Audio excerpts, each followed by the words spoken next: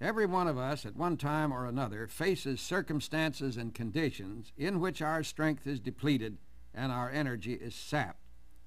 The dark shadows encompass us, and we face that profound difficulty of the human spirit known as discouragement. The doctor told me that the greatest malady of American people is depression, darkness, gloominess, and discouragement. Well, we weren't meant to be that way. We were meant to be happy and to have a sense of victory. How then do you get enlightened when discouraged?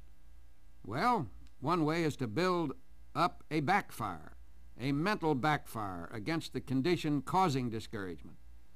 Sometimes these conditions are so dark and full of shadows that the tendency is to sink down and wallow in this groove.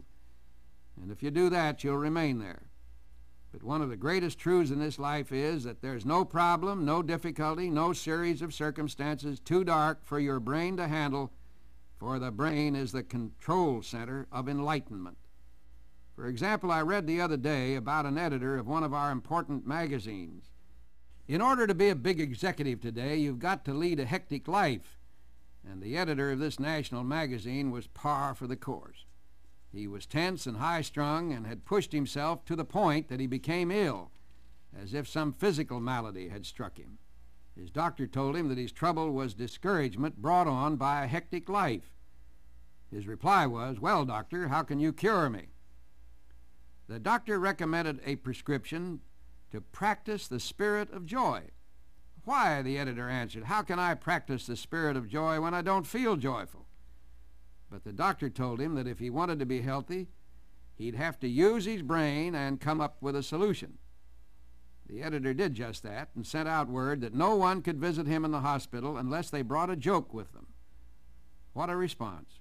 Friends came in full of vigor and vitality and enthusiasm and joy, and he drew upon these sources of joy until his health was restored and the darkness disappeared, leaving him encouraged and enlightened.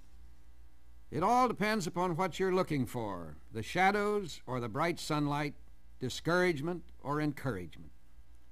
There's a man I see occasionally in the mornings walking to work. He sort of shuffles along, staring at the ground, feet pounding on the pavement at a steady pace, and a frown on his face. It can be the most glorious summer day, sun shining brightly, trees swaying in the breeze, flowers blooming, and still along he goes, plodding drearily to work, oblivious of all the beauty and excitement surrounding him. Why drag your way through life with a mind full of shadows, feeling defeated, discouraged, and gloomy? It just isn't necessary. Open up the darkened mind and enlighten it with positive thinking and encouragement.